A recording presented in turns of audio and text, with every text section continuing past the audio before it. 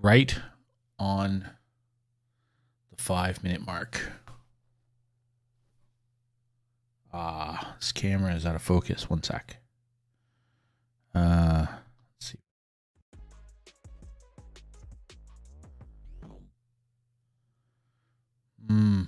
It's out of focus. This sucks. It drives me nuts when it does this.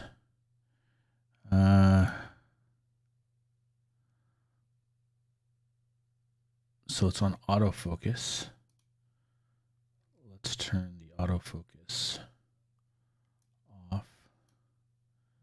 And then autofocus and apply. There we go. There we go. It's always something. I actually played around quite a bit between streams with the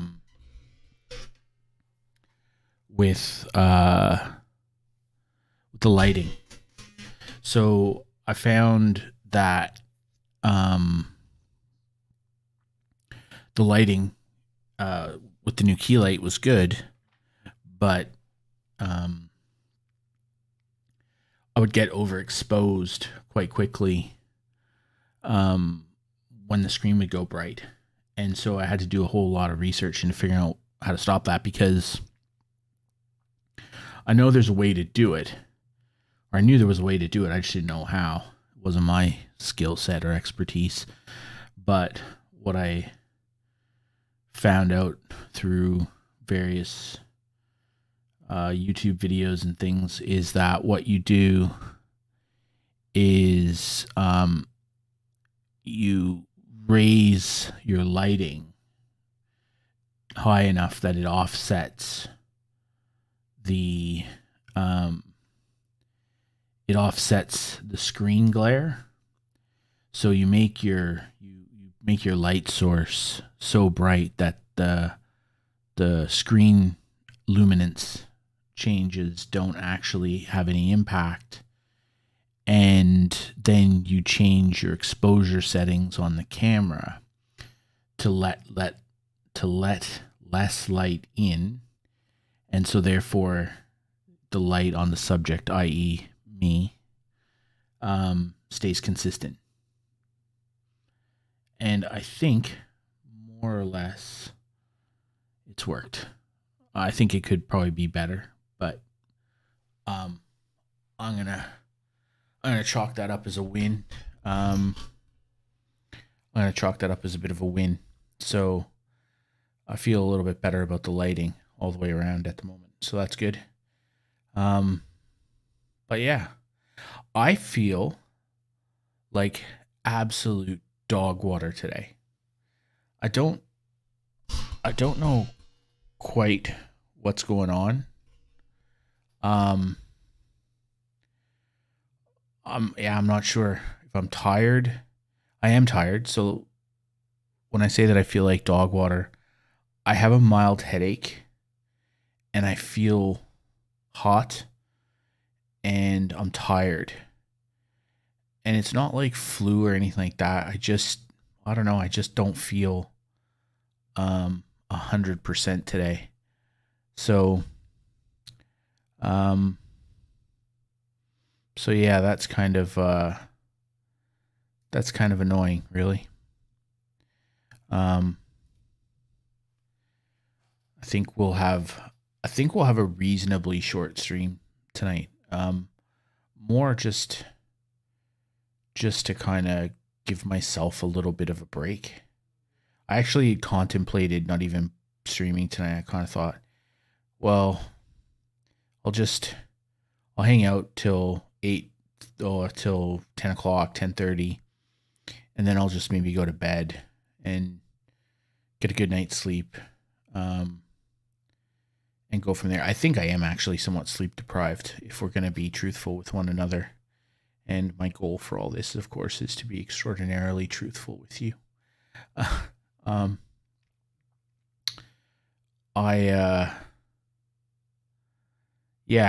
think I just haven't been. It's not that I haven't been sleeping well. I haven't been sleeping a lot. So I finish up the stream around 11:30, 12 o'clock.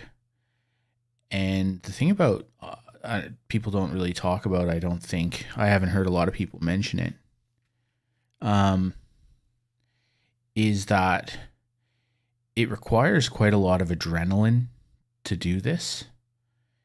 It's quite um, it's quite taxing, um, and so you have to spend a lot of energy and a lot of effort, even if you're not doing a lot. Like I'm just sort of sitting here playing games, talking crap, but mentally, it's mentally there's a lot going on. My headphones don't feel right. Yeah, so there's a lot going on mentally. So when I'm done, I can't really shut that down. So for a good solid hour after I'm done, I'm wide awake. And then once that hour comes past, then I can kind of get my act together and start getting ready for bed. Emails.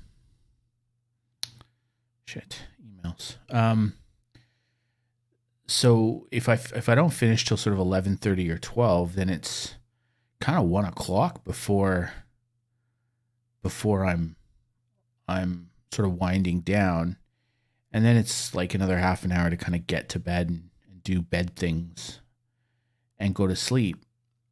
And so then I'm back up again in 6 hours. I have ended up on this mailing list. Sorry, I'm going to rant for a second. I have ended up on this emailing list, man.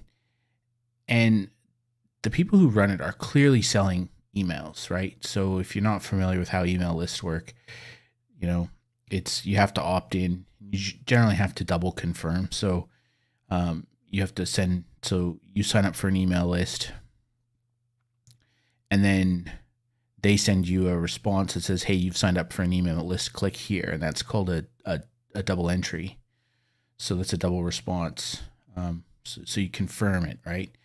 And email systems like mass email systems like MailChimp or ActiveCampaign or ConvertKit or any of those kind of email systems, they will check to make sure that you're you're confirming your email addresses, and then there are some email management systems that are not quite as reputable. So, and I wouldn't say they're not reputable. That's maybe not they don't have the same thresholds. So GetResponse is a good one. That's like that, where, although I think they've cleaned their act up, they used to be referred to as ghetto response because it was the Wild West. But then there's just some mail services you can buy mass mail software, run it on your own server, and then just spam out through email gateways. And if you get blocked or your IP address gets tanked, just get a new one. And then eventually what happens is your mail domain gets flagged as a spammer by Gmail and Yahoo and the big mail services, and then your anything that your domain sends basically gets either blocked or end up in spam. But what happens is these guys, these scam email marketers, is they do list swaps. So I have 10,000 email addresses, okay, and it's in this market, and then this other guy says, well, I have 15,000. It's a little bit older, but it's in a slightly adjacent market. I'll trade you my 15 for your 10, and then they'll swap lists, and then they run them through some kind of a confirmation filter to look for dead addresses and stuff. But then they just start mailing the people who've never even heard of them or never opted in. And then some people they just sell mailing lists, right? Straight up sell them. And it's a trash heap industry. And I think I've somehow, because I've had my email address for so long,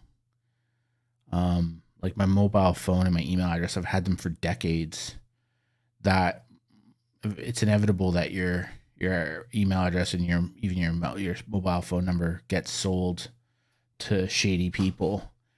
And so one of the things that does happen, it's quite interesting, is say you get on one of these dodgy email lists and you get an email from somebody you've never heard of and you opt out of the email list. Well, to them, that's actually not a terrible thing because it confirms that the email is active. And so they can then take their opt outs and they can create a secondary list, and they can either sell that as an active list because somebody's actually responded and opened an email, or they can create a whole new email list with it and start spamming it again. It's all 100% illegal. Like it's these people are literally breaking the law, but they don't care, and nobody enforces that stuff. There's no, unless you're doing billions of emails, there's no agency anywhere in the world that looks into that with any level, unless you're scamming people out of a lot of money. But if you're just spamming, governments are busy, right? They don't have time for that stuff. Government doesn't have time to chase down douchebag internet marketers. It's not what the government has on its list of priorities right now. In the US, they're too busy chasing down thought crimes. If you don't agree with the same political philosophy as the ruling class, then they have to turn the federal agents on to weed out bad thinkers. I don't buy a lot of conspiracy theories. It's not my jam. But interestingly enough, I do think that there is an element of truth to that, where when governments start using investigative and policing agencies to root out relatively mainstream political ideologies that are only bad because they oppose the people who are in power, that's a concern. But anyway, let's not get lost down that rabbit hole. What else is going on? Quickly, I see OnlyFans backtracked. I'm going to eat a chocolate bar and I'm going to talk for 10 minutes and then I will play some video games. Yeah. So we talked about that on Shooting the Shit with Sean on Sunday last week about OnlyFans. And I have to say, I am color me surprised that they backtracked. I'm eating I don't know if you can see it. That's a Twirl Breakaway bar. It's kind of got wafer and chocolate. But yeah, I'm kind of shocked that OnlyFans have backed away from their sexual content edict.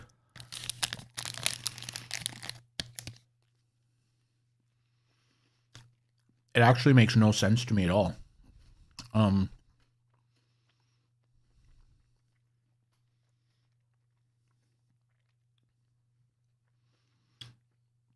Their cryptic message said that they got assurances. Let's find it. Hold on.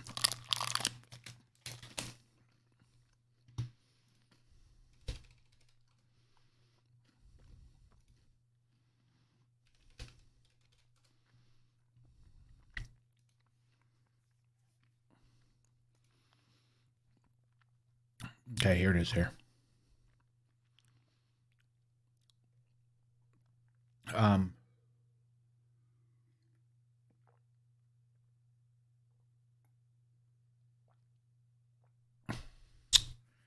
So there it is.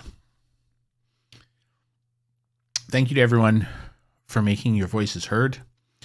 We have secured assurances necessary to support our diverse creator community and have suspended the planned October 1st policy change.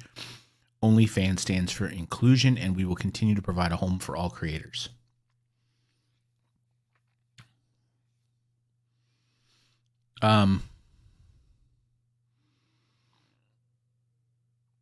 Crazy.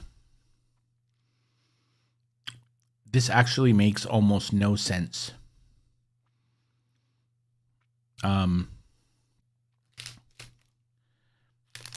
There's got to be more to this.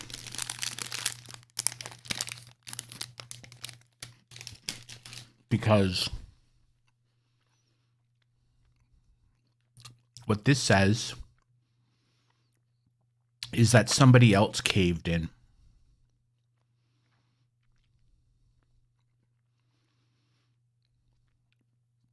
And I'm not sure who it is. It would never be Stripe. Stripe would never cave. So it's not them.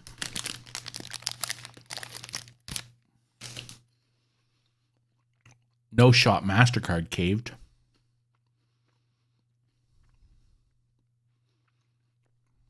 So who is it?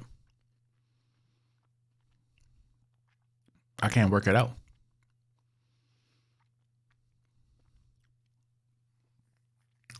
It's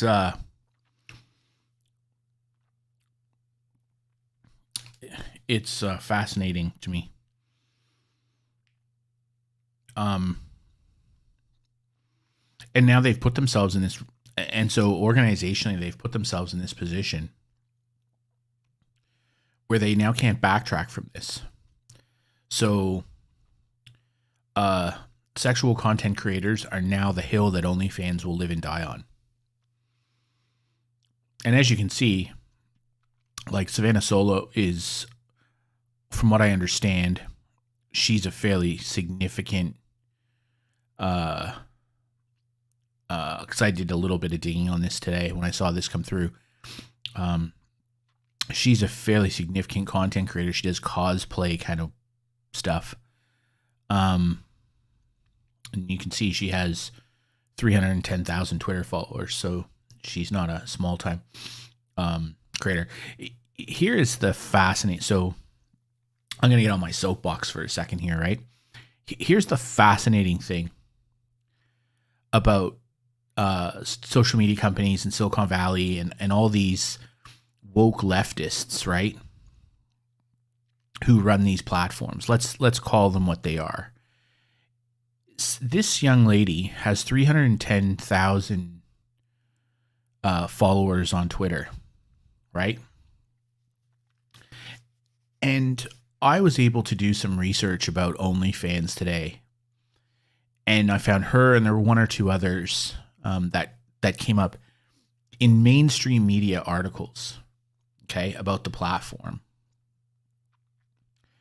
And what you'll notice, there's no little verified check mark next to her name.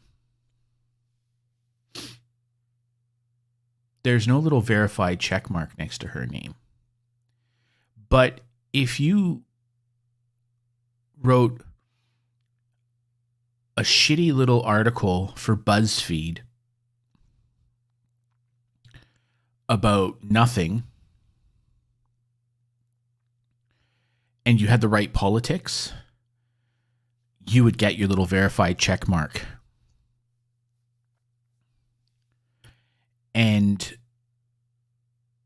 And these platforms and people will sit there and argue about, and oh, we're so inclusive. Look at us. We're friends to everyone.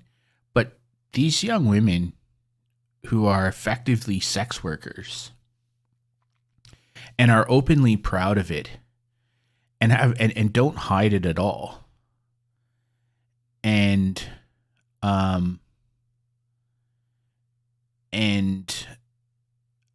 effectively are open about what they do for a career. None of these women ever get verified on Twitter, and this young lady, Savannah Solo, if you search for her on Twitter, every couple of days there's people trying to create fake accounts with her name and rip people off. And the whole point of the verification badge was to stop that. That was its purpose, was for people of notoriety and a public profile. Twitter would verify who they were, and therefore they wouldn't be able, you could identify them because they had their little check mark. And of course, the little check mark for pretty much the last 2 or 3 years has just turned into a gong show of elitist crap, basically. Let's call it what it is. But they won't give her one, or any of those people. But they'll all stand around and scream from the rooftops that sex work is real work until it comes time to what? Verify that they're actual real people. Yeah. And then the other half of that mob will say, oh, well, these women are exploited. That's why we don't do it. And that's why it's not good that, OnlyFans, OnlyFans is abusing these women and they're exploiting them. And that woman is not being exploited by anybody. Amaranth is not being exploited by anyone. Indie Fox is not being exploited by anyone. They're doing their thing. I heard somewhere the other day that Amaranth makes over $1 million a quarter or something. Like, nobody's exploiting her. She's smart. She's getting her bag. Good for her. Does she actually have... Is she... Yeah, so here, Amaranth's another one. She's got 1.5 million followers on the platform. But because, she wears clothes like that and she has an OnlyFans, she doesn't get a verification check mark either. You see the trend, right? These very all these people, they're all strong feminists. The men, women, doesn't matter until they're not. Until these young women who've taken control of their lives and have decided that this is the way they want to earn their money, which is perfectly legal and they're fully entitled to do it, they're all a little bit ashamed of that. That's the gross part of this. That's actually the disgusting part of it. It's the hypocrisy of it. Like if Amaranth with 1.5 million followers and Savannah Solo with 310,000 followers doesn't have a verification check mark by choice. They may have decided, I'm not giving them my identification. But I know Amaranth, Katie, she's quite open with her name. She doesn't hide. She knows what she's doing. So I would assume that the verification badge is not been offered to them. But if you have 56 followers and you wrote a blog one time for BuzzFeed and you put the right things in your profile bio, then you get to be verified. But somebody who actually needs that verification badge quite literally needs it, because people impersonate her and try and rip other people off on this platform. They don't get it. It's absolute garbage. The Twitter verification process is nothing short of just a political, it's just groupthink. Because the other thing that happens is that people who have the verification check mark, they actually have some other ability to filter their timeline and what they see in Twitter. So they can filter out a lot of the trash. But could you imagine the trash these women put up with? Not breaking any laws, They're making informed choices. They all have agency. They're all well-empowered young women. I can't give them the verification badge, though. Got BuzzFeed writers who need that.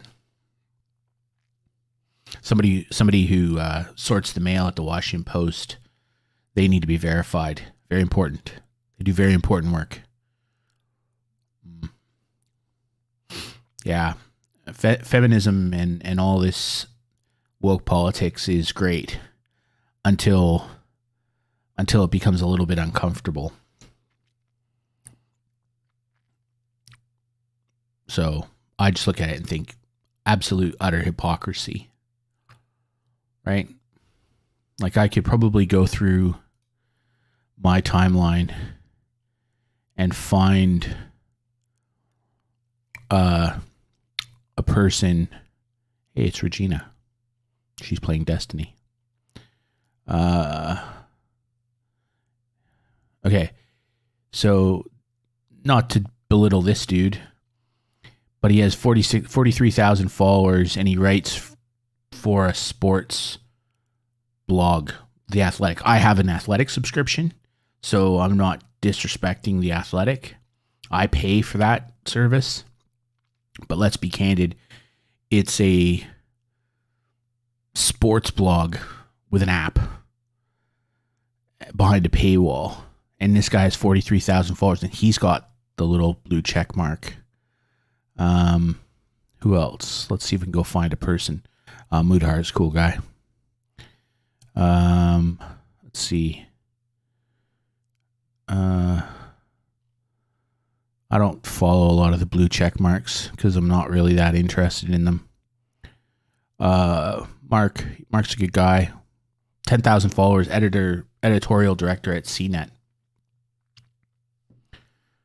10,000 followers. Editor at CNET.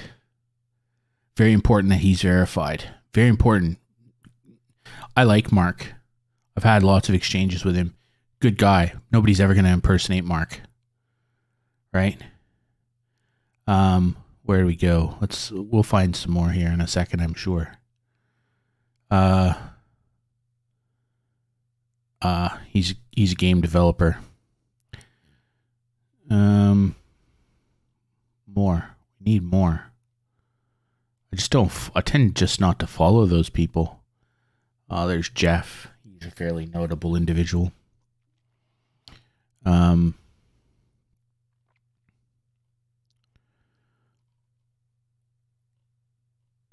Who else? Like, Mutex isn't verified. That's crazy, right?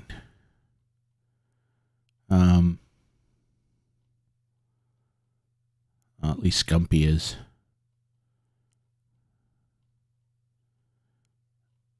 Anyway, I literally, Stone is, that's good. But again, right? Like, I like Stone. But his audience is a fraction of what those other women have on this platform.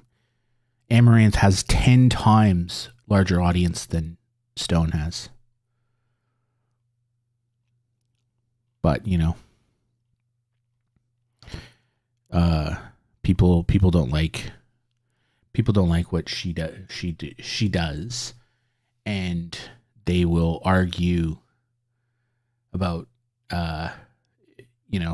if somebody says anything against what she does, they'll all woke breakdance in their desperation to defend her as a strong, powerful woman until it actually comes time to defend her or empower her and acknowledge that what she does, like, I don't even hide it, right? Like, I take what people like Amaranth and Indie Fox and that did on Twitch with the hot tub streams was stupid, and Twitch should have suspended their accounts. Not because I don't agree with what they do, or I think but that's just not the place for it. It's just not. Hot tub streams, bending over and sucking on a microphone, rubber ear while wearing a horse mask and pointing your ass at the camera. Twitch is not the place for that. That's not what it's for. It's predominantly a niche video game streaming platform. And okay, there's some other stuff there with musicians, but it's not sit in a hot tub, dance around in your bikini. That's not what it is. Go do that elsewhere. Go do that on OnlyFans, right? That's what it's there for. You can get a free OnlyFans. Go do it over there. So I had no problem. It's the gambling streams are just the same, right? Gambling streams are not good. Gambling is bad. I actually take the same perspective with wagers. I watch these Warzone players and wager me, bro. Wagers. Who wants to do just gambling? Just not interested. I think you're a degenerate gambler if you spend half your time, begging for people to play you a video game for money. I don't think it should be on the platform at all. I think if I were running Twitch, anyone doing wagers, I'd send them an email and say, we're gonna have to take your partnership and affiliate status away. This is not a gambling platform. We're not interested in that. And I'd be firm about it. And people will say, but they want to hold professional sports. Yeah, it's a totally different thing. And if you're not smart enough to see the difference between the NFL or Major League Baseball or whatever, and people running wagers in Warzone, I'm not going to argue with you. You're just not smart enough to see the difference. They're not the same thing. And trying to pretend that they are, you can turn yourself into a pretzel if you want. I don't care. That's up to you. Go do that to yourself. They're not the same. So as far as I'm concerned, people, I watched those people with the Pokemon cards back, a while ago, and those are just like gambling loot boxes. People opening FIFA loot boxes. I mean, the EU is going to ban loot boxes for FIFA. I think that it's just gambling, and I'm okay with that. Gambling is just a degenerate behavior that destroys families. And if it's legal and the government taxes it, I don't really care. I just think it's morally reprehensible, because if you want to do it, good for you. But I think promoting it and broadcasting it doesn't help anyone. It normalizes it, and it's a terrible behavioral pattern. My wife actually noticed this the other day. She's in a group on Facebook that's for students here in Australia doing their HSC, which is their high school certificate. It's like the year 12 exam process that kids get to, that kids have to go through to complete high school, but also to get their scores to go into uni. And my wife sort of made this comment. These kids talk about gambling a lot. And some of Zach's friends, one of Zach's best friends, his older brother, is a professional gambler. He's like 21, 22 years old, and he plays cards for a living. And then the buddy, the younger brother, Zach's buddy, he's just 18. First thing he did was went to a betting shop, gambled on his 18th, went to the pub, drank some pints, and then went and made a few bets. Gambling is a real problem at that younger generation. It's because they don't have a lot of value for money, right? They're the first generation who largely didn't have jobs. They didn't have high school jobs and stuff. Zach has. Zach's had to work for his money, and Zach's had to work hard for his money. He had a job working at a chemist locally here in the area, and they would pay him $15, and it was for about an hour's work, except it was often not an hour's work, and he would have to traipse, like he'd have to walk prescriptions to people's houses and he might walk 3 or 4 kilometers, maybe even more, for $15. And if it took him 2 hours, they didn't pay him more. It was $15. So that kid's worked hard since he was like 15, 16 years old. And now he works at, I think he was 15 when he got that job. And now he works at Kohl's, and he works hard there too, because he's now got his promotion. And he now sort of spends most of his time when he works running the click and collect. And that's he manages the click and collect people. So he's responsible for taking the calls from people and then and making sure their orders get delivered to their cars and stuff. That's a shit job. Like, that's hard. He deals with a lot of cranky, entitled, angry people, especially in the area of Sydney where we live. There's a lot of entitled people. And if, their kale doesn't get delivered to their car in just the right amount of minutes, heaven forbid, the fact that we're all in lockdown and shit, that's kind of an irrelevancy for them. They expect their kale chips and their quinoa on time, as soon as they want it. So he's worked hard, but a lot of his friends haven't. A lot of his friends, their parents just give them money and stuff so the parents spend money on tutoring for them so that they can do their HSC and not get distracted, and they just basically piss the money away on crap. And because of COVID, a lot of them haven't had jobs or been able to get jobs, and so therefore, and they can't do anything else, so they just kind of gamble and act like degenerates. It's really bad. It's the whole generation of it. It's really, really bad. I think things like loot boxes and games, I think that all contributes to it. Maybe I'm just an old man yelling at the clouds, but I can tell you what I see observationally. Go follow a half a dozen Warzone streamers. Average age, 23, probably 22, 23, 24 years old. Just go watch their Twitter feed. Wager me, bro. Running $20 wagers with this other guy, looking for people to wager me. Spend their whole day gambling for video games. I mean, okay, there's an element of skill to it. But let's be honest, these are the same people who, after the Twitch rivals today, a lot of them were sitting there complaining about the level of RNG in Twitch rivals for Warzone. Oh, we need to get... that was the other thing today. Drove me nuts. I was reading that today. I couldn't even stop myself from replying a few times. Oh, there's too much RNG in Warzone. Okay. So the inevitable aspect of that is now we're going to have gentlemen's agreements, which are a plague. They're a plague in the CDL.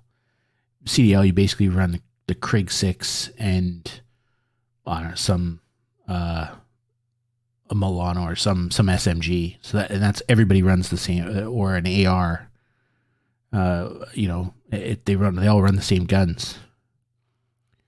You watch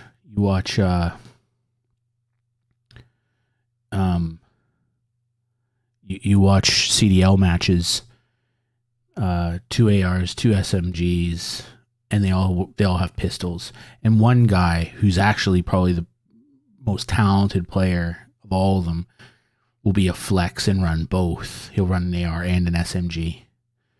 So a guy like Dashy at Optic, right? He'll run actually 2 different guns, but they can't run anything else because they've all been GA'd out. And then you just watch these people talk about this at Warzone today. By the end of it, they were talking about banning claymores, banning stuns, banning gas grenades, banning riot shields, they're talking about banning dozens and dozens of things by the end of it. Okay, so what do? You all get a C-58 and a Swiss Is that like you're basically trying to turn Warzone into team deathmatch on a big map? And then you complain about how some people play that. Oh, well, he's a rat. He's camping. You just want to play TDM. But here's the thing. CDL viewership is declining. And nobody watches multiplayer.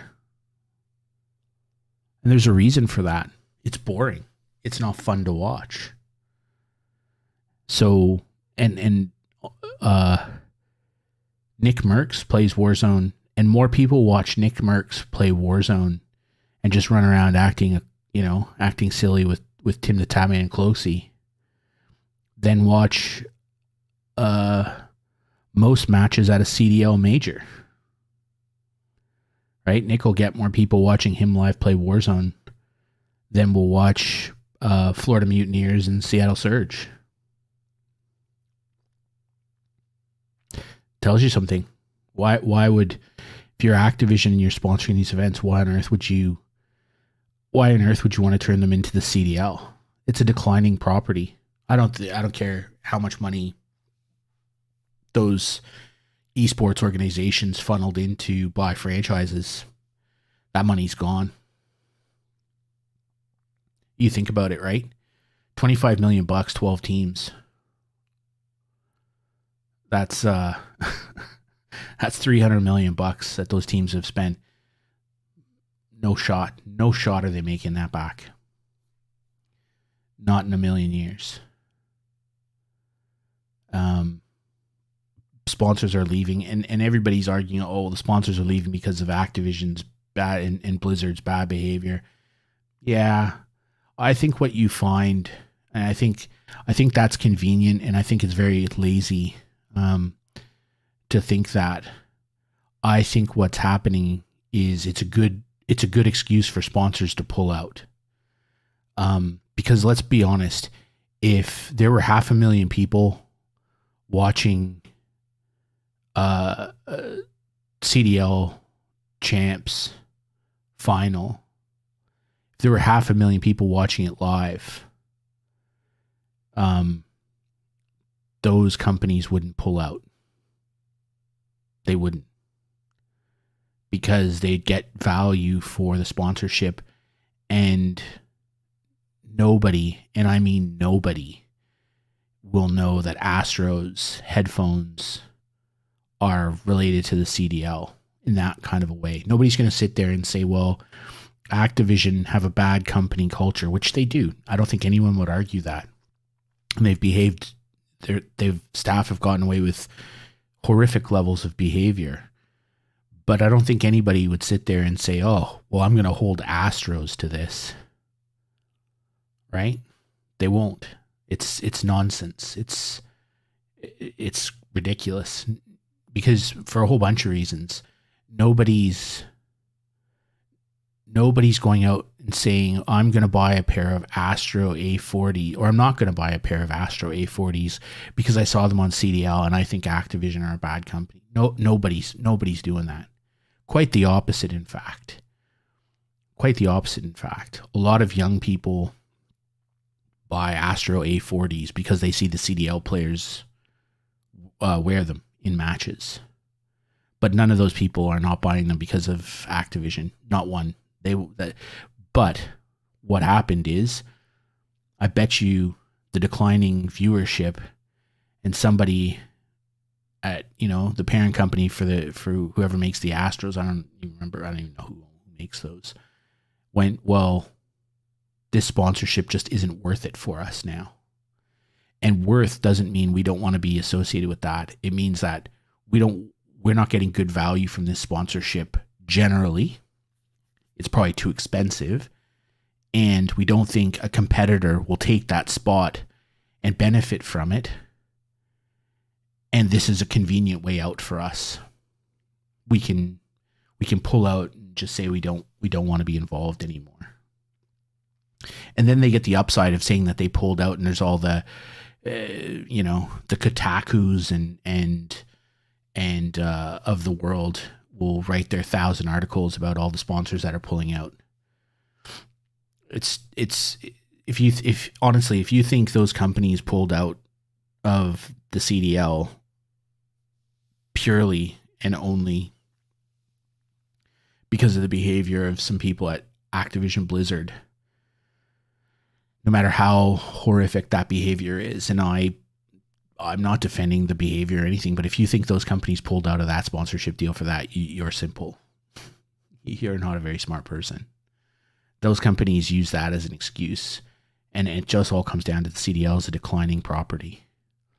It's not. They probably are just overcharging for sponsorships, and this was a good way for those sponsors to pull out, right? And if you think about it, well, what would Activision do? Activision would probably sit there and say, well, look, what if we extend your sponsorship agreement and we lower the rates? But why would Activision do that? They don't care, right? They probably have to split some of the money with the CDL franchises for the sponsorship. So for Activision, it's just not worth it. I think people. It was really fascinating today. The Twitch Rivals thing that happened with Warzone and CDL champs being so recent, and all these people running around talk about competitive Warzone and tourneys and comps, and that's a real pet peeve of mine, right? Because at the end of the day, the number of people who participate in those things and who are actually really interested in it's not very big. And and I know that. And again, these are all verifiable things, because if you go look at the viewership numbers now of the people who participate in Twitch Rivals, they don't get a bump from it at all. I was watching, I saw Iron during Twitch Rivals. If anything, his viewership was lower because there were more people on at the same time. So there's no benefit to those guys. OP Mark's viewership was, I think, about a third of what he normally draws. So there's no benefit to those guys. And OP Mark, like Jake, that guy's record in those tournaments is really good. Like, he's really good. And he doesn't get invited, or it's harder for him to get an invitation. He has the most wins in Warzone, and his record in those tournaments is really good. But he doesn't have a huge audience, and that's just a reality. Like, and he'll be the first to tell you. And so that's why he doesn't get those invitations. And so when people run around, well, Devious doesn't have an audience at all, right? Because he does other things. He's streaming RuneScape and stuff, so it's a little bit different.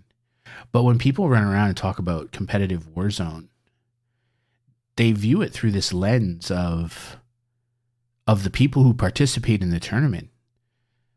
There's 100 of those people, 150, 200, most 300, 500 of those people who play. There's tens of millions of people who play Warzone, right? Even if the numbers are grossly exaggerated because of bots and fake accounts and all that, still, like, even if it's 90% overinflated, there's still, you'd say there's 10 million people playing.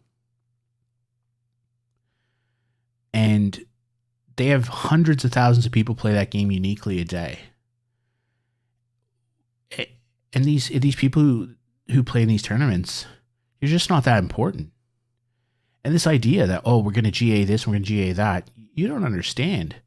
The whole reason Activision supports, and sponsors Warzone events is because it's a free game. They want to get more eyeballs on it. And they want to get more eyeballs on it. And then that will drive people to buy camos and buy blueprints and skins. So when all these guys are running around with rose skin on, and they're all using the exact same gun, that's not great for Warzone. Well, it's not great for Activision. It's antithetical to why they would be supportive of those events anyway. If you're Activision, you want every single one of those competitors running crazy skins. You want them running crazy blueprints that they bought in the store. You want them running off meta weapons because you want people watching and go, shit, I want to buy that. But they all run Rose skin. You can't even buy Rose skin. It was a Modern Warfare Season 5 Battle Pass thing. You can't even get it now. So how does that help? How does that help Activision? It doesn't. It's so naive. It's so dumb. And all these things. It's like, Dead Silence should be a perk, and the minimap should change so that unsuppressed fire appears all the time on the minimap. What are you talking about?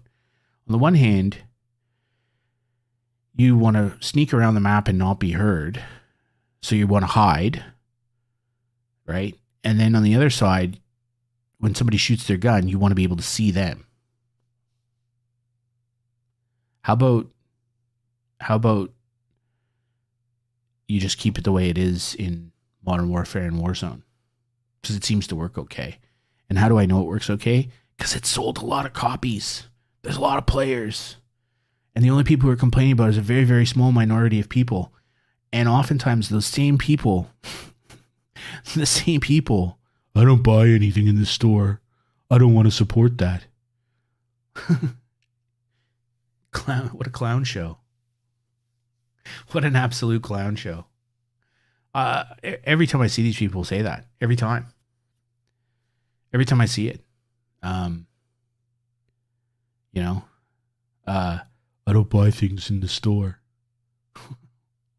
Okay, you're a parasite then. You play a game, you make a living off it, you've paid nothing, and now you are actively encouraging people to not support the thing upon which you make your living. Not only are you a parasite, you're a stupid parasite. Man, I don't get it. I don't get it at all. It's man, if I see something that I think is fun in the store, I buy it. Why? Because I can afford it. And I'm not cheap.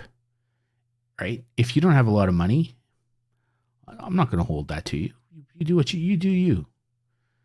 But if you're making 6 figures a year playing Warzone, and then you're sitting there saying, I don't want to buy anything in the store, I'm not going to support that, you're just a parasite. If I were Activision, I would cancel your license to use the game. I'd say, okay, you can't play my video game anymore. You can't play my free game anymore. And the moment I terminate your license, which I can do without cause, you no longer have a right to stream it.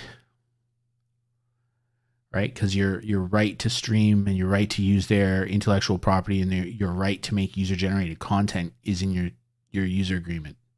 And if they terminate your user agreement, then you have no right to do that. So go find another job. I just think it's just the silliest. It's the silliest argument. But if it's a lack of I don't know, it's a lack of graciousness and it's a lack of gratitude. Like, you play a video game for a living, and it doesn't cost you anything, and the company who runs and owns the intellectual property is allowing you to do it for free. And let's not mince words. Let's not pretend that you offer anything to that company. Because if you didn't turn up and play Warzone, somebody else would. And none of those people have an audience of their own, or a very small audience. And how do I know? Because the game has been trash and sucked ass for months. It's been cheaters, and they hate it. They openly say, I hate doing this at times, but they won't go play other games. Why? Because their audience won't follow them. Because it's not their audience, it's Warzone's audience, and they're just borrowing it. They're just monetizing it. That's why. So, so this notion that somehow you, Mr. Streamer, or you, Mrs. Streamer, or Miss Streamer, you're providing exposure to Activision by you playing the game. Please. Activision bought Super Bowl ads, man. They buy Super Bowl ads to promote their video games. They don't need... Streamer, they don't need you. They don't need you.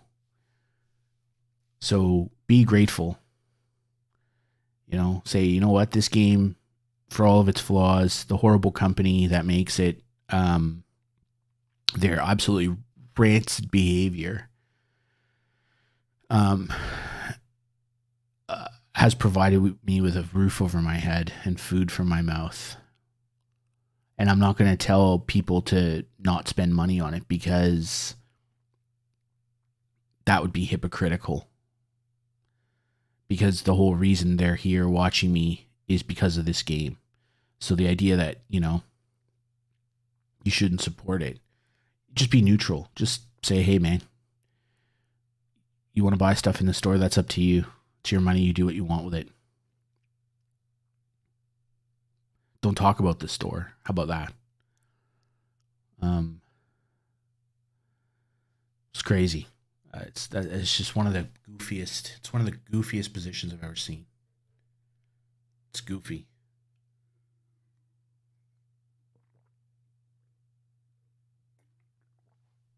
There was one streamer in particular who I had seen go on an absolute rant about not buying stuff in the store. Don't buy stuff in the store.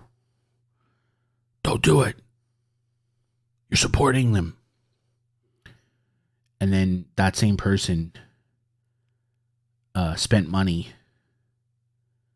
to have someone else unlock his camos for him. I mean, that's goofy.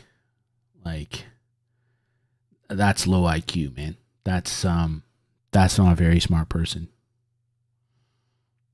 at the end of the day. But we live in a world where there are lots of not smart people who do not smart things.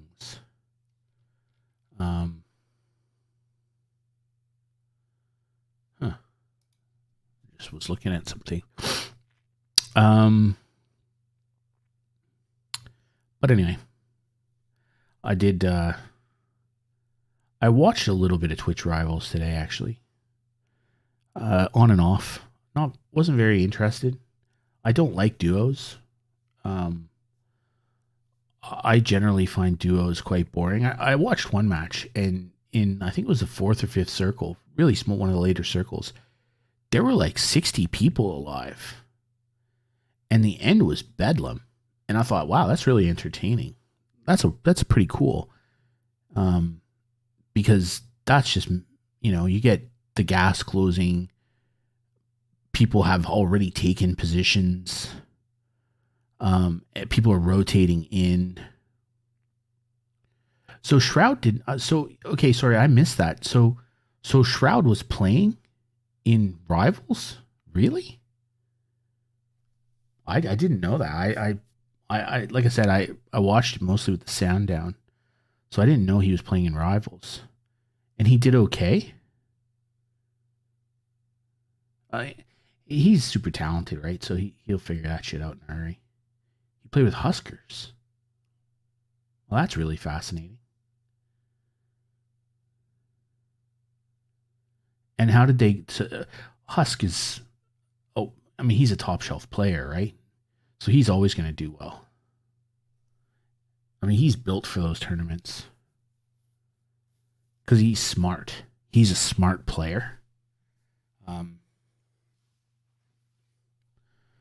like so they didn't rank. Um, did Shroud was he just getting carried basically by Huskers? Because that would be, yeah. No, I know Super Evan and Biffle won, but I'm curious now how Shroud and Huskers did. Twitch Rivals Duos Warzone.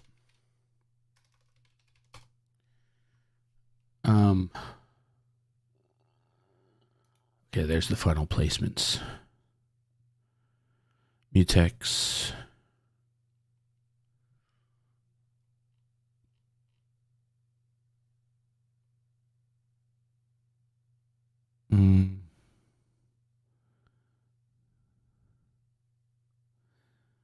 Yeah.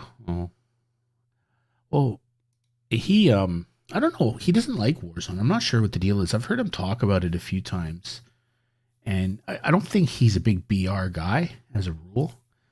I mean, he's just talented, right? But BRs are hard. It's a hard game to play because you can be the best player in the world mechanically, and if the circle moves in a weird direction, and he doesn't like, yeah. Well, I'll be honest, he played Rivals because they probably made him. Like, you don't sign a big giant bag like he did with Twitch, and you get to pick and choose when you play. Like, in his contract, they're able to require him to play Rivals, right? If they want him to, and I'm sure it's a conversation, but I'm sure there's also, hey, it would be really cool if, and we would like it a great deal if, or there's that clause in your contract that says we can ask you / demand that you play in Rivals, and okay, we'll give you 10 grand or whatever to turn up. So those guys would have those kind of deals, right? In their Twitch contracts, where they have to, like, Twitch doesn't drive the gold truck up to your house once a week and dump off money and not expect anything in return other than you to turn up and stream once in a while, right? There's more going on there. So I'm sure, but also Shroud's a competitor too, right? Like, I think he did some, he did Valorant, right? He was in or he was supposed to be in a Valorant tournament or something, and recently. So I think his competitive side is coming back. Like, it's one thing to just run around and play Rust and whatever else he's doing these days, but he's a pretty competitive guy. So eventually the competitive streak comes out and you sort of want to test yourself. And I don't care what any of these guys say, Warzone is the biggest and baddest. Like, outside of League of Legends is, I mean, that's unparalleled really in terms of esports. Like, that's the big one. Let's be blunt. But Warzone is kind of evolving into the next biggest one with Fortnite too. But the competitive scene of Fortnite's kind of rancid. Nobody really likes that. So Warzone is kind of the next one up. And I know the rumor mill and stuff. There's a lot of, apparently, between Raven and Infinity Ward, they've done a lot of work to try and fix custom lobbies and stuff for the next iteration of Warzone. So I have a suspicion that format's going to improve. Like, realistically, if you think about it, if Activision has an interest in competitive esports, which I suppose they have to. I don't think it adds a lot. Like CDL doesn't add that much to them. I will tell you this though. Okay, we've kind of lost the plot here on time in video gaming, but anyway, I will tell you this though. So, one of the things that in CDL, if you notice, all of the players have to wear their team skin. And you say, oh, well, it's just a uniform or whatever. It's just a uniform. No, man. Can you imagine how many CDL skins that sold? So you could see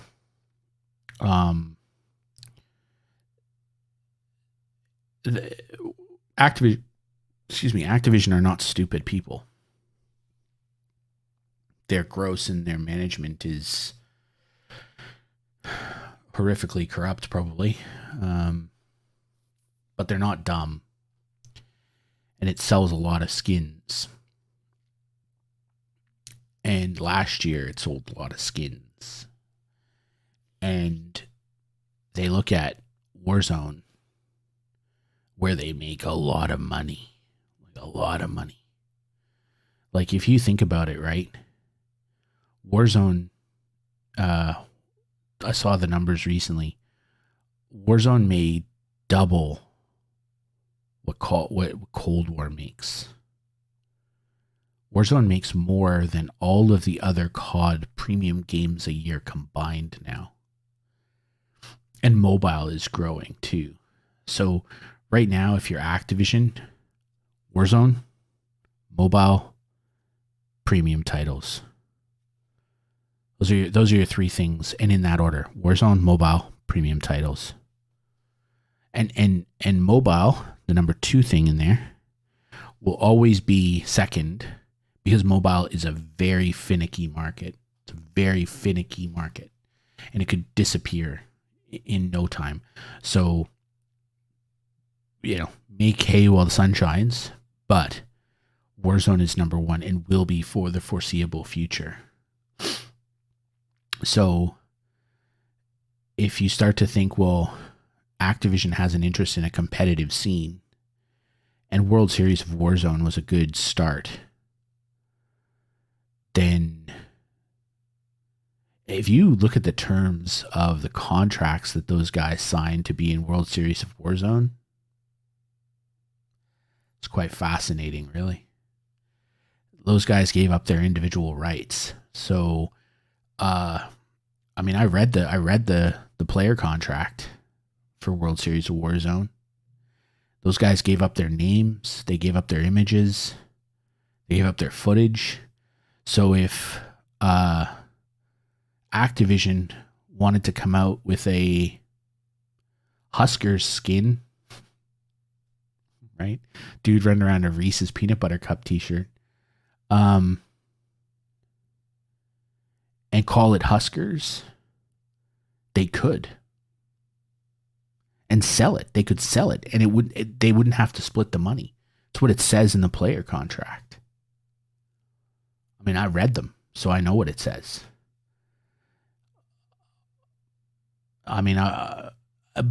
Conversely, CDL, one of the reasons why the Optic guys didn't even have their signatures. So in the CDL Champs pack, you have the signatures and stuff, and they didn't have the signatures for the CDL players, for the Optic players in the CDL Champs pack, was because Hex said basically, you're not paying my players for this, so I'm not giving you their signatures for free. Why should you sell a skin pack, make money, and neither the player nor the organization gets anything for it? Right? So Hex stepped in and stopped that. So that's why there's no Optic. And last year there was no Chicago Huntsman signatures in the pack. 11 of the 12 teams had signatures in there. Not Huntsman. This year, not Optic. So they weren't getting paid for it. So it would appear that in the standard CDL player contract, it's not a requirement that they give that up. But in the World Series of Warzone contract that all the players signed, their proper name, Activision are able to use their name, Activision are able to use their likeness, and Activision are able to use their gamer tag.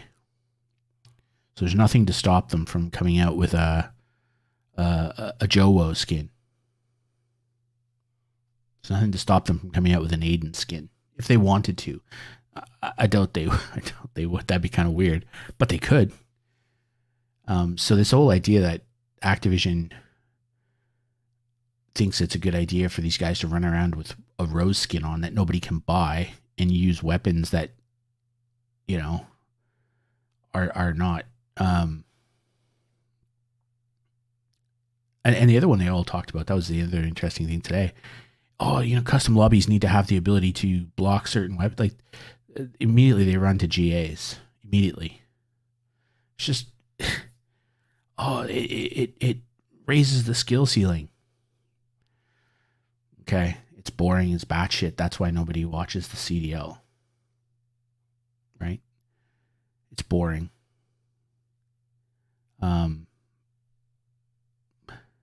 It's why hundreds of thousands of people watch Nick Merckx play Warzone.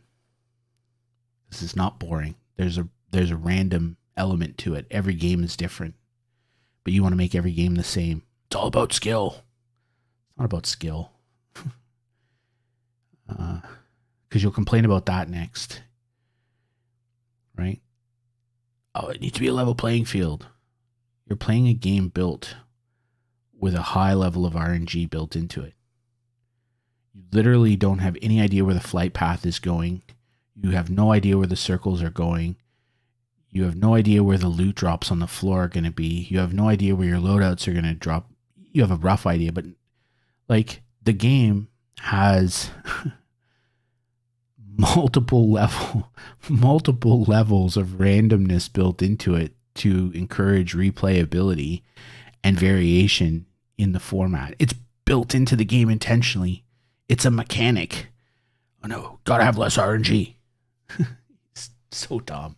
They're so dumb. Most of those like very talented, very skilled people, but don't let them anywhere near organizing anything because they're just not smart enough to do it. They're not smart enough. They don't even know what they're playing.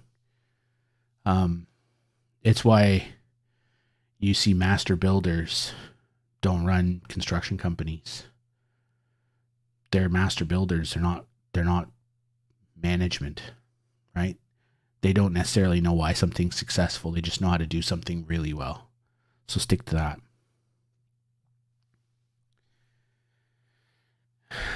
But anyway. Anywho.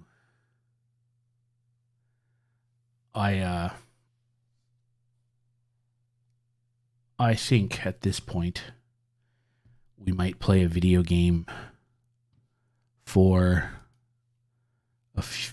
half an hour, 45 minutes. What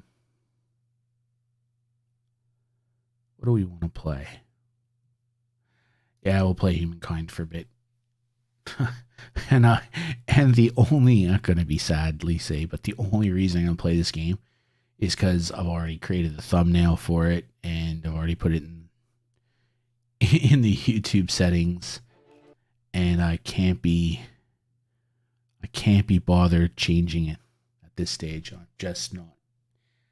I'm not into it right now. I'm not willing to do the work.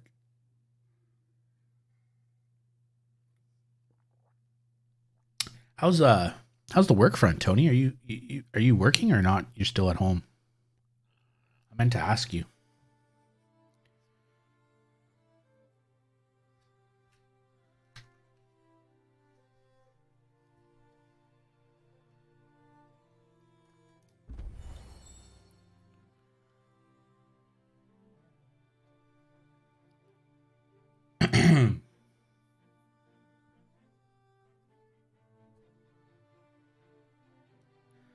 I found out today that a project I'm working on and was supposed to be working on through the rest of the year, I may be finished up with it next week. which will free up some of my time, which is good and bad. I don't like these periods at work where I have lots of free time or my time's not really accounted for a project because I end up getting moved to rubbishy projects and things. So, all right, we'll end our turn.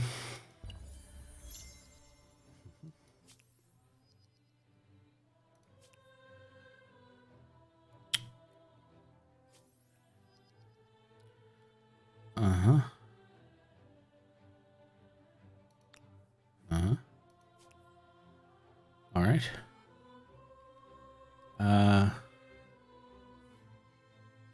What's this?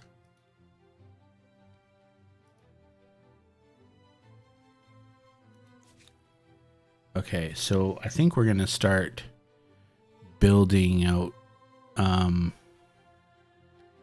some of these soldiers. Wow, 20 turns. That's a long time.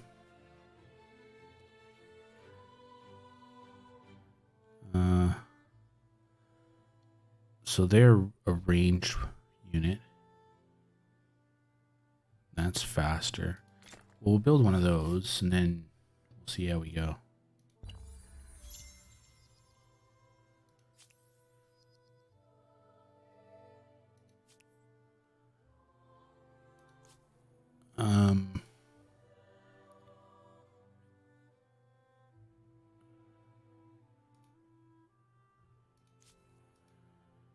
Okay.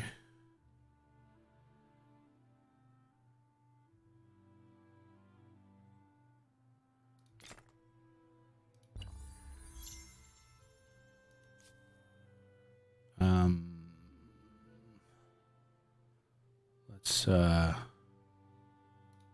build that guy.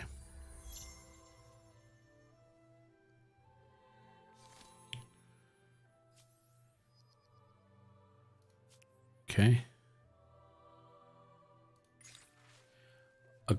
An era of grain comments upon the Empire trade routes riddled the land with wares fashioned in one corner, destined for yet is not only overland. Now merchant companies across the entire oceans and make hints. How do you wish to respond to their growing power?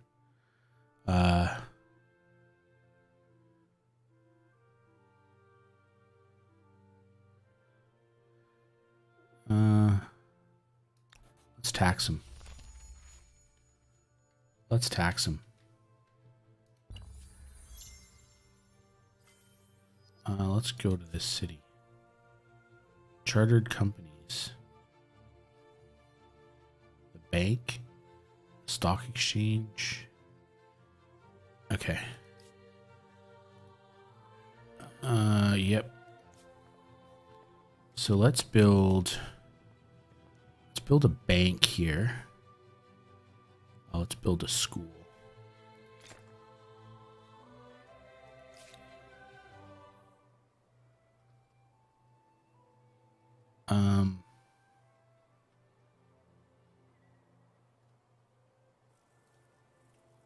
Actually, you know what? Maybe we just send them over and start them fighting again. What's our relationship like over here? To what do I owe the pleasure?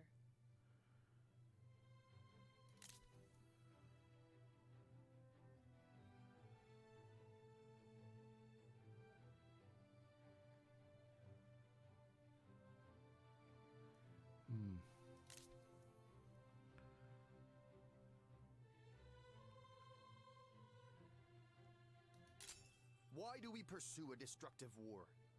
Still not enough. If that's the way it is.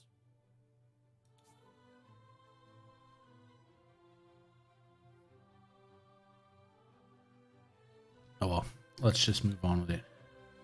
Oh, far out.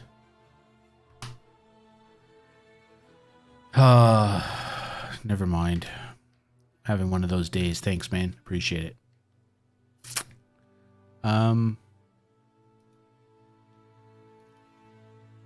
Let's just go here with it.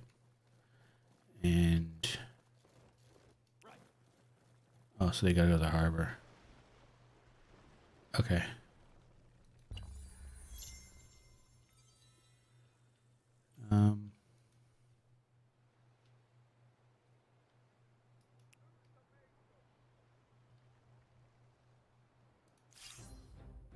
What's going on?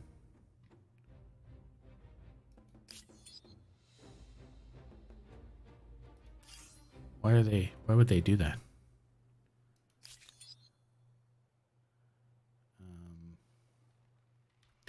Okay.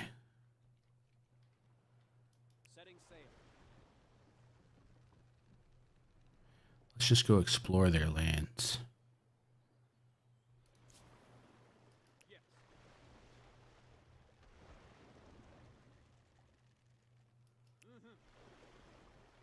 Not gonna happen.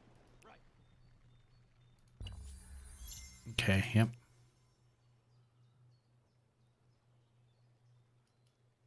It'll break the ship. You cannot.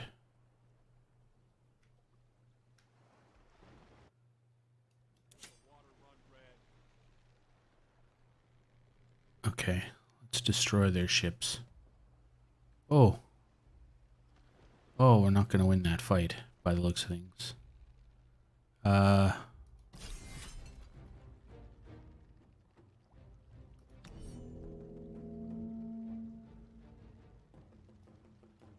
sail.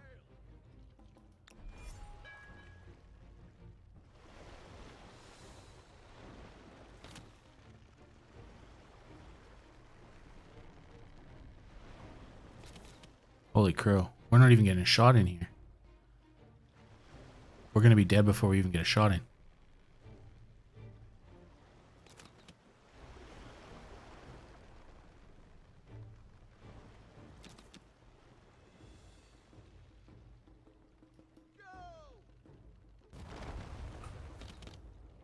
Ah, this is stupid.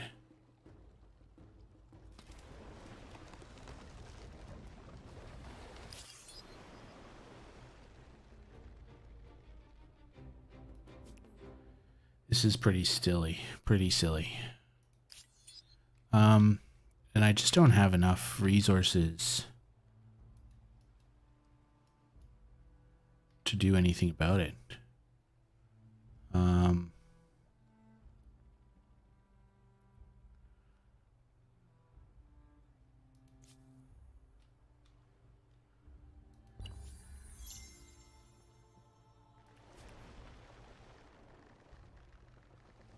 Everybody seems to have more military power than I do. I can't quite work it out.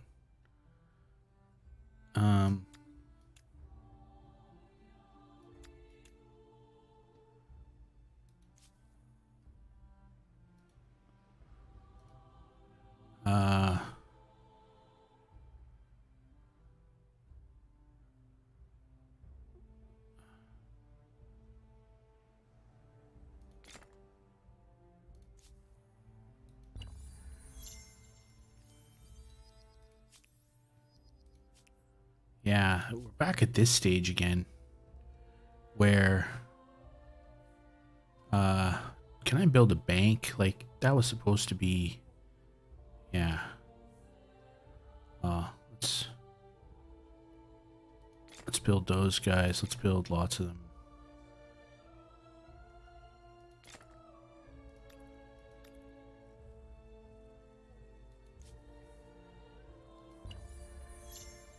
Where did my other ones go?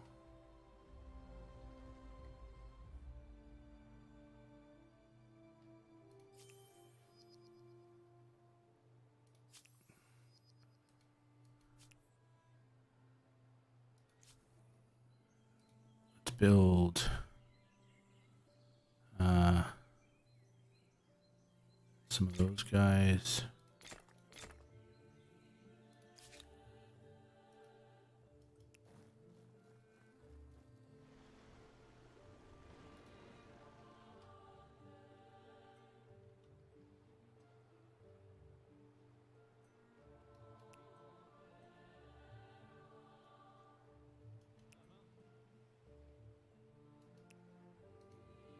Loose the mainsail.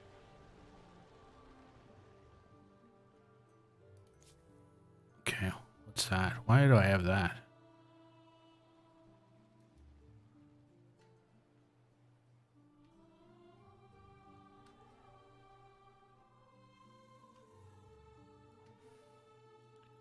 I'm going to be sailing for a month.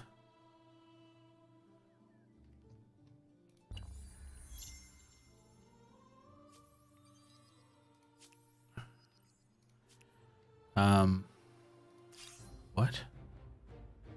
What's going on here?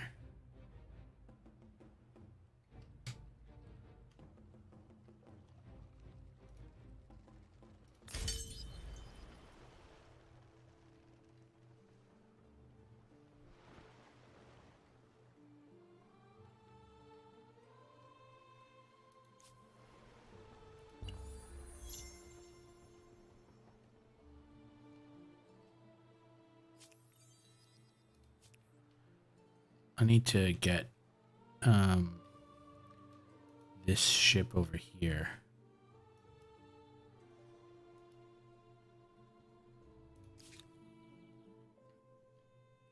Let's start. Let's do that.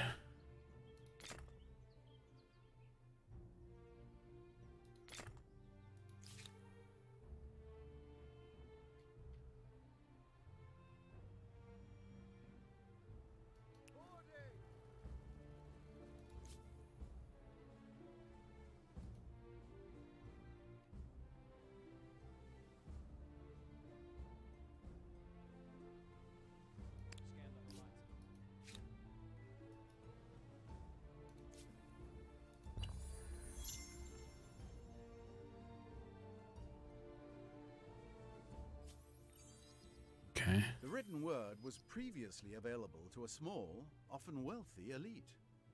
Now, knowledge and propaganda can be distributed to the masses. All right, so yep. The invention of movable is great, but it has the potential to cause massive disruption to existing powers via the printing press. Ideas both profound and deep can now easily disseminate. Artists are vanguard of revolution. Show me.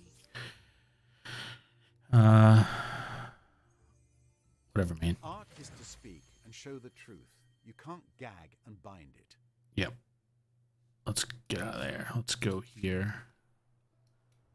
And let's get you building these guys. You can wait. Let's get you.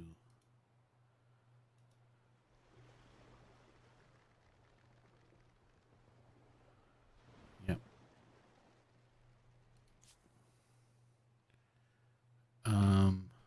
Let's get you. Where can we get you to go? It's a bit of a hike. Yeah, that's too far.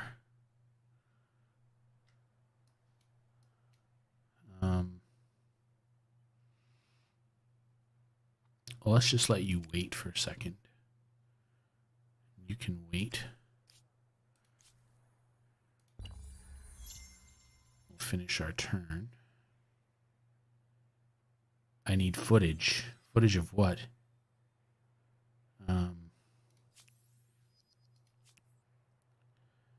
Okay. A world language. The world is becoming more connected due to your empire's strength and prominence. Isolated pockets of the world have started using your language as proof, as sort of unofficial lingua franca. People from every corner are learning to speak, argue, curse in your language, and use your order staff to play. Yep, strategy. Educate. Send your top scientists. Yes, go do that. You have reached the end of an ideology axis. Of all the epithets other empires may use for you, wishy-washy won't be one of them. Okay.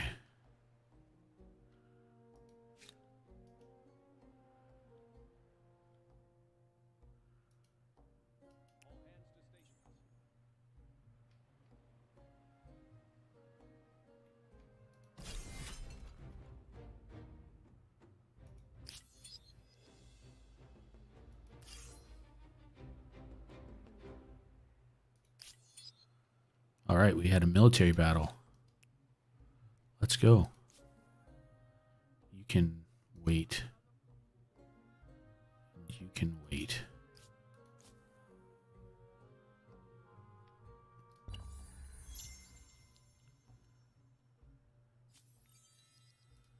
Yep.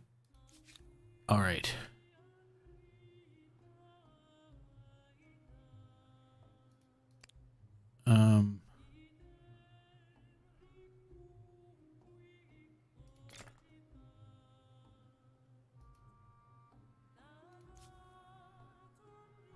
Let's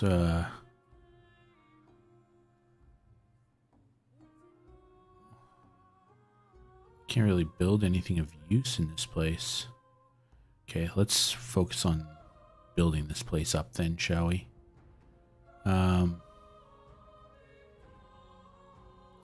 There. Go do that.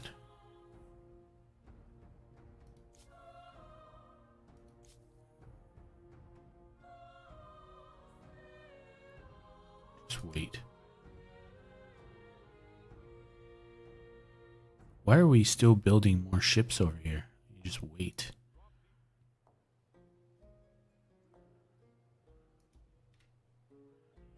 Okay.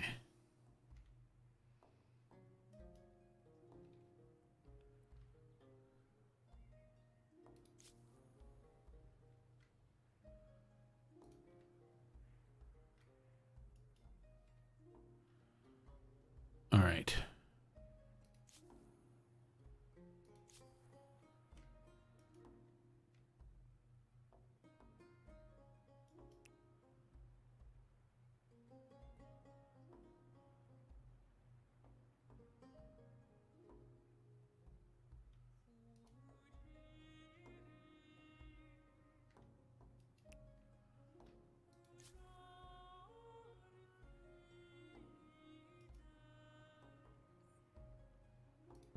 Okay.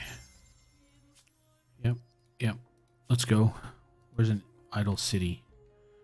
What are they? Oh, it's an idle army. Who cares? Let's just let them wait. Just wait. Okay.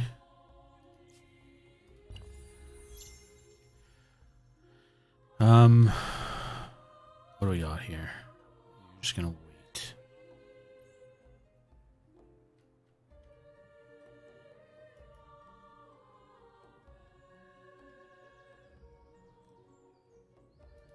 What?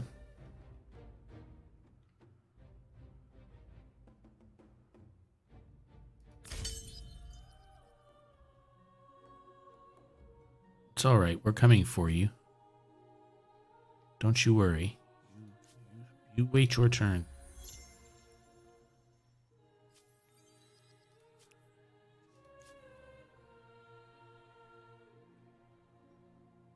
We'll just move over here.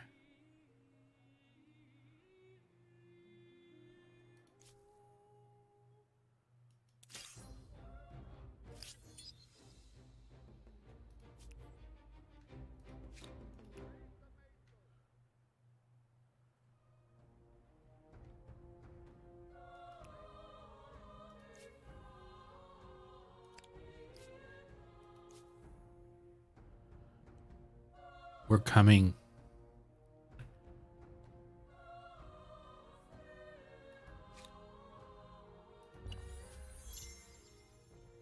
The Aztecs reached the industrial era with the Zulu. Good for them. It's all right. Just keep retreating. We'll be fine. We're going to come for you. Don't you worry. Okay. Let's now make some of those ships.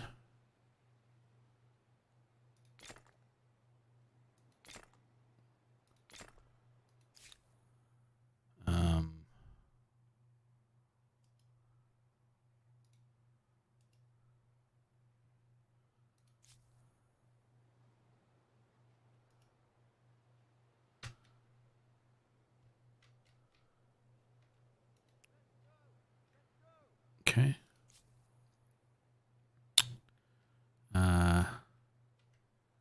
Where will you go? We'll just wait here. Yeah, we'll just wait.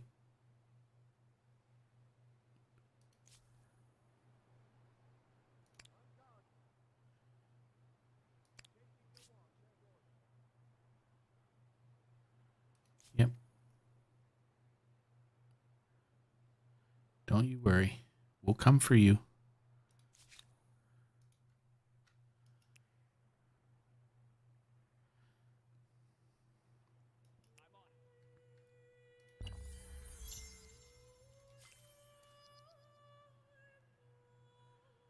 Oh, a man of war.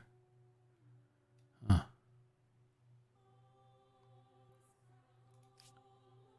Excellent. Ooh, there's that ship. Let's go to the tech tree. Okay.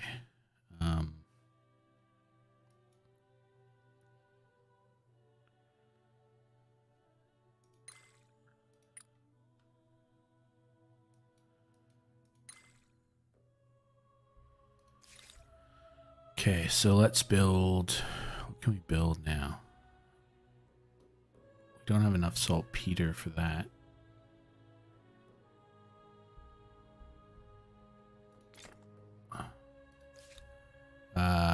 Let's change what we're building. Oh, we don't have enough for that. Okay.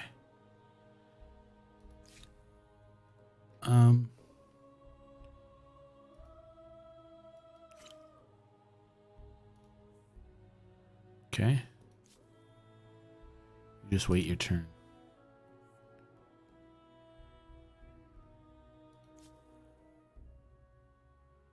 Oh, oil. Okay.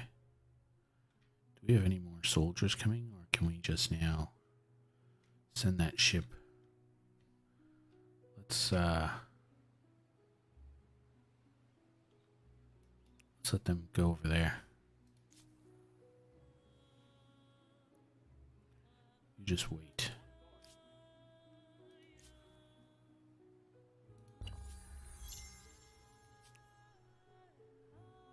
The Mongols feel differently about me. What do you want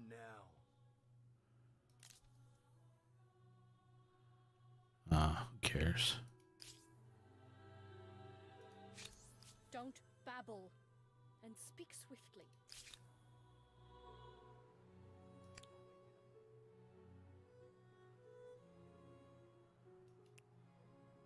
Oh, no.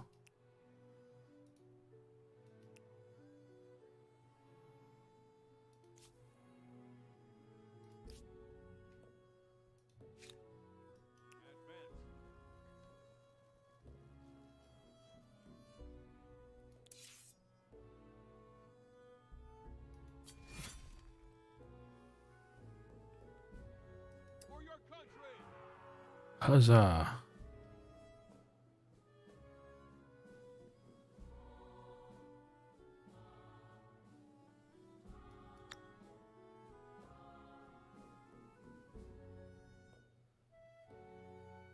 Cannot be done as the territory is not a valid one for action. As at this army's location, it's a district. Oh.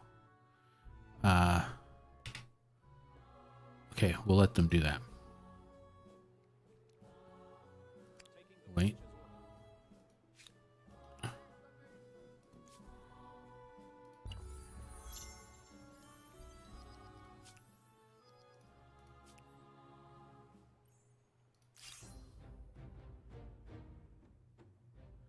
Okay, let's see how we go here.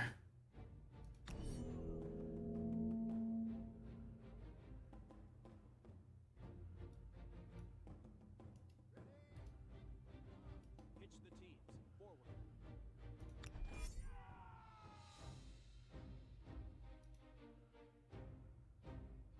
Can't actually do that.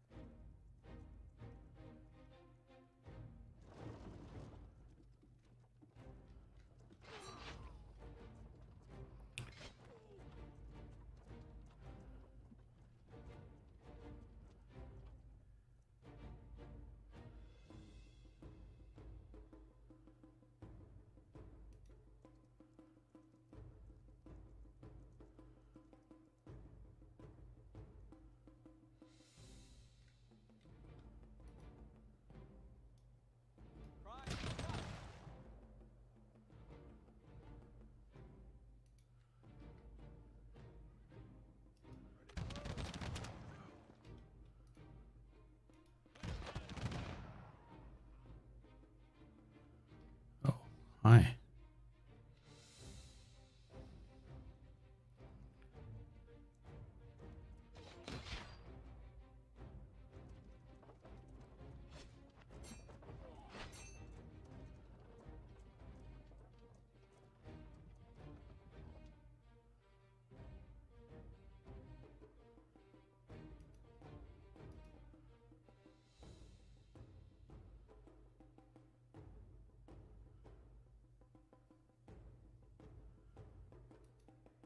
Set elevation. Fire.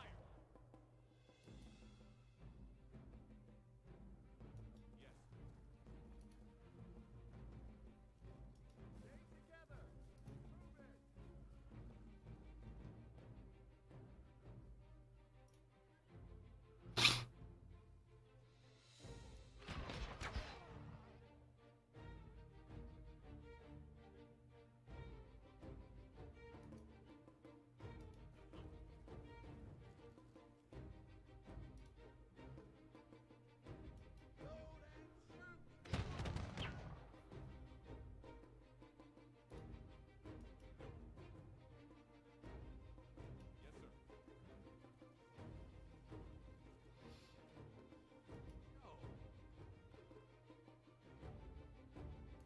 Yes, sir.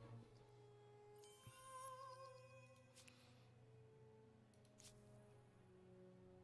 Just wait. Just wait. Lookout duty. All right. 12 militarist stars. Part 2. Somehow, I doubt that Uh, you would earn quite as I'm, much as your neighbor star. I wasn't sure I was going to play it tonight. I just, hey, I won. Show me. Oh, I've claimed that territory. Is it mine now? Yes. That's my territory now. Yeah, I wasn't sure I was going to play it, but so can I claim that? Like, is that the go? Oh, wait a second.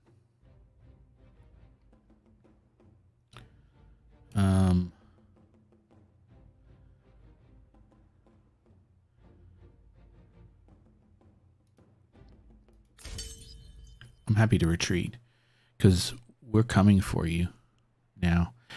Yeah, I think this is gonna be a short stream, so I just kind of figured I'd play this a little bit while I waited. Okay, so yeah.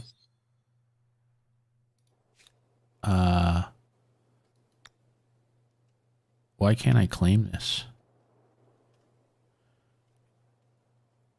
Let's ransack it. Let's go. Okay. Reporting.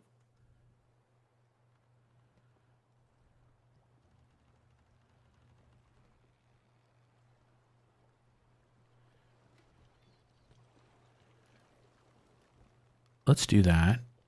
And let's go over there.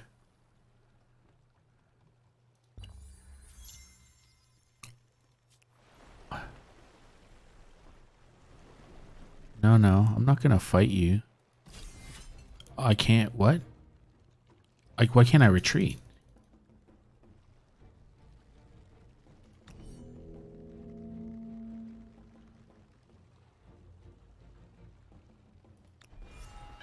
Holy shit.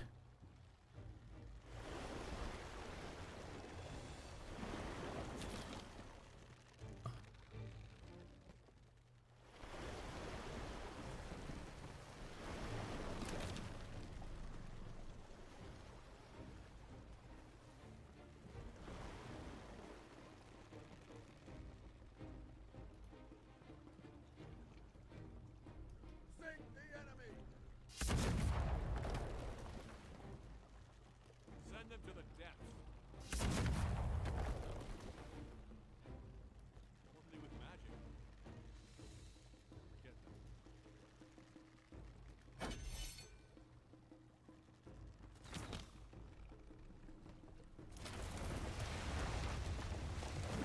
That sucks ass. These ships are not good enough to fight. Uh,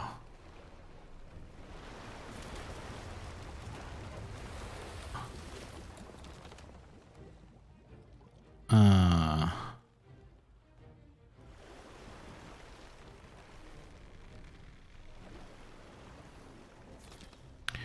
this sucks.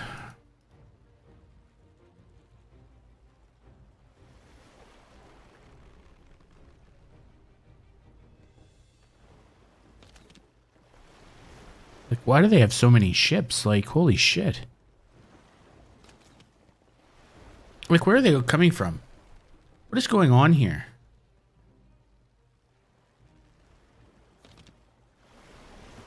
Oh, this is just stupid. Like, what is this?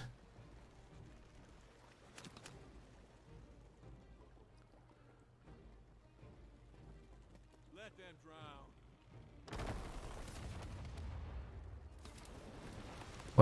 What an idiotic. That's just stupid.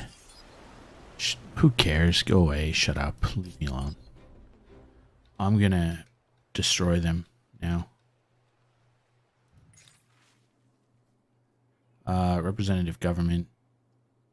The people should be led by those who recognize their own. Ignore a fact that recently some of the city's more educated began to speak out in favor of representative. Modern times have brought a hunger for new ideas. Some of them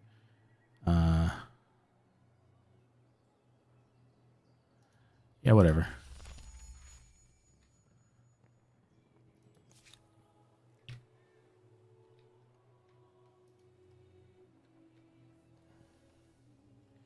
You know what? Let's cancel that and let's build more of these people.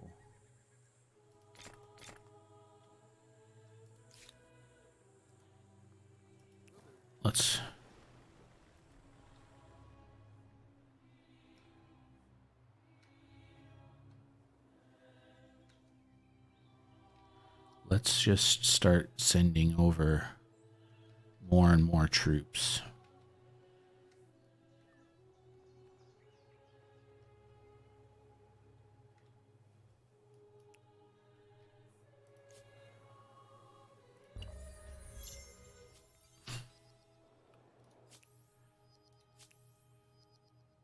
Your population's war support is at 22%. That's all right. Don't worry about it. Okay. Let's send them.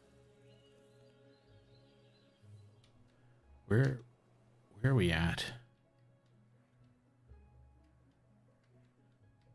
Okay. Where do we have a dock? Is it just in Babylon? Let's send them there.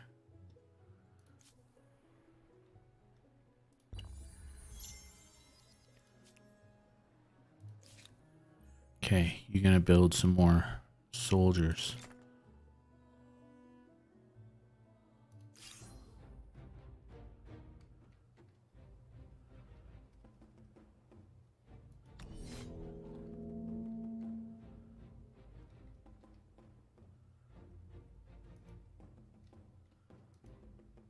Moving heavy weaponry.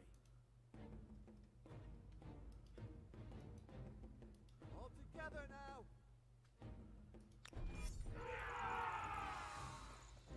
Oh, they have those guys too. Oh, that was not ideal.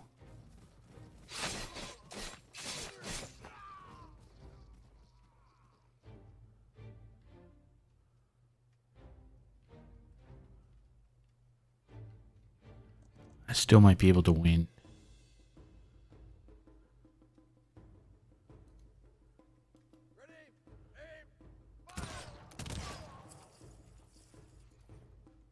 Ready, aim, fire!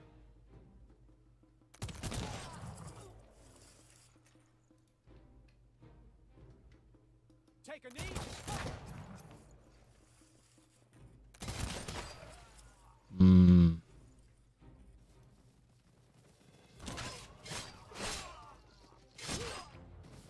Oh, we're not gonna survive. Okay.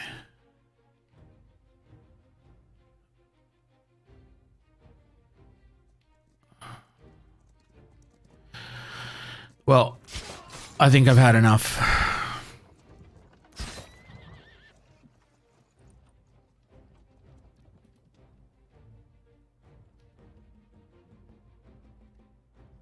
Check range. Fire. Well, that'll be that.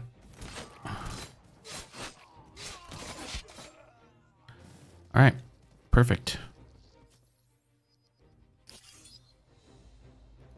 Okay. Well, I think we're done now. Yep. That'll be that. This game is not fun when you lose because there's no way to actually recover. So that'll be the end of that.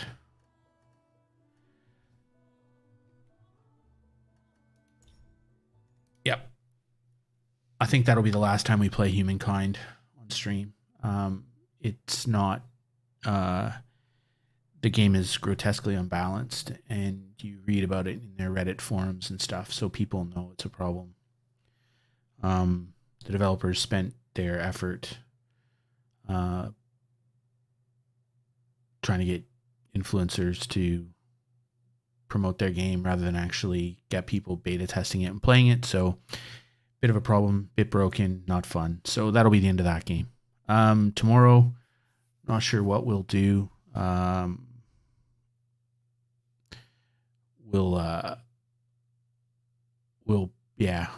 It won't be Humankind anymore.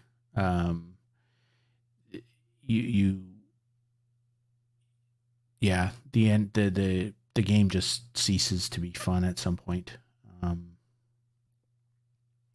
So we won't play it because it's just makes me angry and it's not fun. I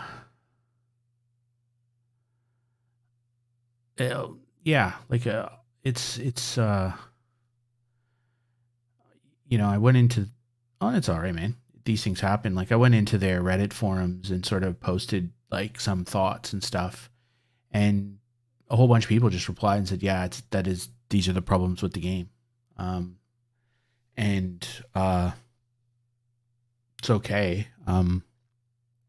But maybe as a developer, you should stop making custom skins for YouTubers and streamers who don't play the game and actually spend some time fixing and balancing the game for people who do play it, because there's a lot of people in there saying, well, here's what's wrong.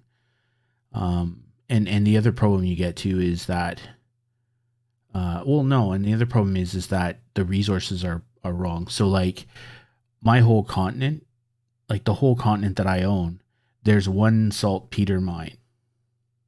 And it's not even on my continent. It's on an island next to my continent that I happened to find by a mistake. If I didn't have that, I wouldn't be able to build any weapons at all that require gunpowder. And I don't have two of them because there's not two on my whole continent. And so therefore I can't build rocket carts and other weapons. So the whole way that resources are built in that game, it's just stupid. It's just broken. There's just not enough, and there's no way to enhance the resources you have. It's really quite stupid. And they released a patch for it, and it's about oil and stuff. It's like, well, that's not really helpful till later in the game anyway. All the other resources, iron, everything, it's all broken. So it's not worth playing. So I don't know what we'll do tomorrow on stream. The new Tropico DLC game comes out, but I'm not sure I actually want to play that. So we'll have to look at it. I need to give some thought to how I do these streams, because I just need to make sure. I might just play smaller games more and just play them for a day or two or something.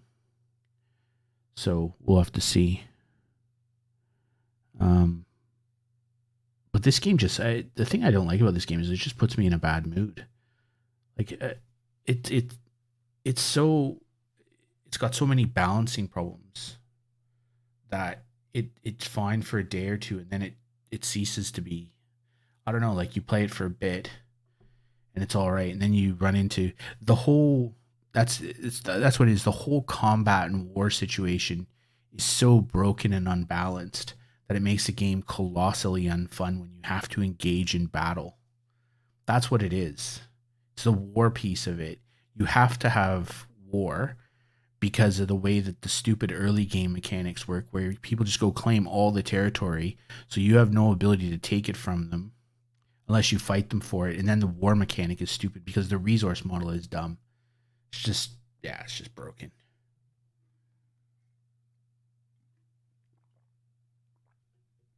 Anyway, who cares? If they don't fix it, it's on them. So yeah, we'll see what I'll give it some thought for tomorrow, and we'll probably be back tomorrow night, and we'll play something, and